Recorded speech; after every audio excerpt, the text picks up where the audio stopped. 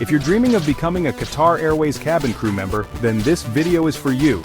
Today, I'll walk you through the entire recruitment process, from the meet and greet stage all the way to the final interview, so stay tuned. Also, I've already done a detailed video on what actually happens during the meet and greet session. I'll link that video up here and in the description box, so make sure to check it out after this one. So before we get started, Qatar have added a few documents you should carry with you during the walk-in and meet and greet assessment. If you are shortlisted for a cabin crew assessment day by Qatar, you will now be required to bring 2 more documents. That is a copy of your passport and a copy of your high school education certificate. Unlike in the past, where the candidates were supposed to bring 1 copy of their CV with applicant ID, 2 passport photos, and a copy of the invitation with the applicant ID, now you will bring 5. So if you do not have your passport, get one as soon as possible. Remember, you will need a passport to travel from your country to Doha. However, don't worry, if shortlisted, they will send you an email with all the details of what is needed, time, venue, and dress code. Now, let's get started. Step 1. Meet and greet, the first impression. After your CV is shortlisted, you'll be invited to the meet and greet session. This is the very first stage of the selection process. What happens? All candidates will queue for a pre-screening session, entering the room one by one. It's a very fast process. It takes only a few seconds to a minute. The recruiter will judge if you have what it takes to be a Qatar Airways cabin crew. The problem is that the recruiters will not let you know why exactly they eliminated you. But the common reasons for elimination at this stage are being too nervous or tense, poor English skills, or not meeting the 212 centimeter reach requirement, among many others. With poor English skills, I mean not being fluent in English. Remember, they are not looking for overqualified applicants. So do not worry about your accent. As long as you can speak fluently, understand, and speak in English, you are good to go. Remember, almost everyone is as nervous as you, so just make sure you don't show it. If you impress the recruiter, you'll receive a secret invitation paper for the next round. If you don't get this paper, unfortunately, you've been eliminated. But don't give up. Work on what went wrong, and reapply next time. And with Qatar, as I had mentioned in my previous video, there is no cooling period, so you can apply anytime they are hiring in your country or near you. Step 2. English test and SCAR check. The second day of assessment is all about English proficiency and physical checks. For the English test, you will have 20 minutes to complete the test. This will test your grammar, vocabulary, and comprehension. There will be multiple choice questions in 2 passages. So be quick, time flies fast. For those who have been asking about the test, don't worry, it is not difficult, it is very easy and you will pass. It is grade 5 English, so don't worry. However, if English is not your first language, it might be a little difficult. I have done a video on the same, so make sure to watch it if you have an assessment with Qatar. I will link the playlist on Qatar cabin crew assessment at the end of the video. So for the physical measurements, there will be an arm reach check. Another height check to ensure you meet the 212 centimeters requirement. With Qatar, you do not have to be at least 160 centimeters tall, so long as you can reach the 212 centimeters arm reach mark, you are good to go. And they are so strict about the arm reach, so you can check this beforehand. There will also be a SCAR check again. You'll need to declare all scars.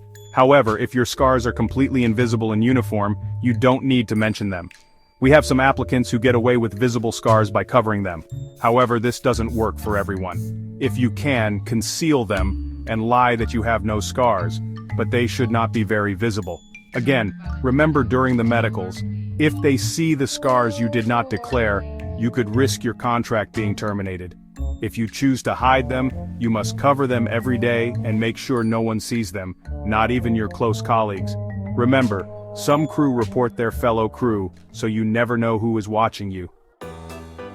If you have scars and would like to get rid of them, I will share some of the products in the description box that will help you get rid of them.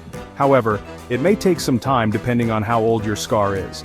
If it is a recent scar, you will start to see the changes in days or a week. For old scars, it may take up to a month, but they have helped a lot of cabin crew applicants who want this job. On this second day of the recruitment, if you make it through this stage, you'll be one step closer to joining Qatar Airways. It's a significant milestone, and it means you've shown the qualities and skills they're looking for.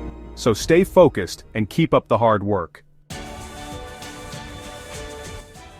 You'll be invited back into the briefing room,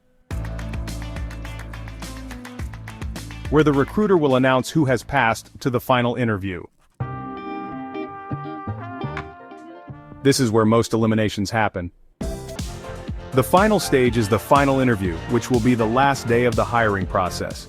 If you've made it this far, congratulations. The final interview is the last step before you officially become a Qatar Airways cabin crew. What happens? Remember, only a small number of applicants make it to this stage.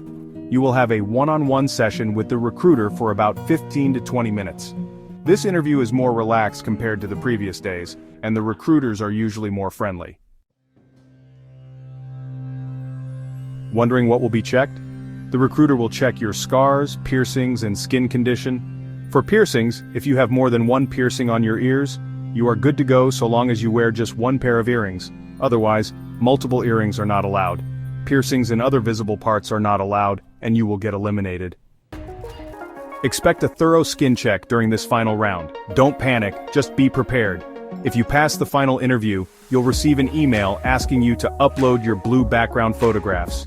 If you don't get this email, then unfortunately, you didn't progress, and they will send you an email that your application was not successful, but don't lose hope. Reapply when Qatar Airways opens hiring near you. Once you've submitted your photos, you might hear back in days, weeks, or even a month. But the good news is Qatar Airways typically responds faster than Etihad.